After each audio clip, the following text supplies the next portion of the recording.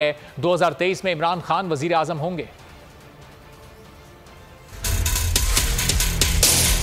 Election आपको करवाने पड़ने हैं। नून लीग को और पीडीएम की बाकी जमातों को भागना नहीं चाहिए। मैदान भी हाजिर है, घोड़ा भी हाजिर है। आइए मुकाबला करें और हम भागने नहीं देंगे। कितना भाग लेंगे आप? अगर आपके पास वोट नहीं है, आप जाके चने बेचें, कोई और काम करें। अगर आपके पास अवाम की सपोर्ट नहीं है, सारे पैसे तो आप पहले ही लंदन ले गए, आप वहाँ जाए ऐशी करें। अवाम के फैसलों के सामने सर तस्लीमे करना पड़ेगा। हमारे यहाँ इदारों को, हमारे यहाँ जो ताकतवर लोग हैं उनको सोचना होगा। चोरों को जिनको मुसल्लत किया गया, इनको तो इंशाअल्लाह वक्त खत्म हो रहा है। पाकिस्तान में अगर कोई सियासी ताकत होगी तो वो आवाम की ताकत होगी, वो आपकी ताकत होगी। 2023 में इंशाअल्लाह इलेक्शन होने जा रहा है, तो वजीर आजम तो पाकिस्तान का किसी को शक ही नहीं है, वजीर आजम इमरान खान बनने जा रहे हैं।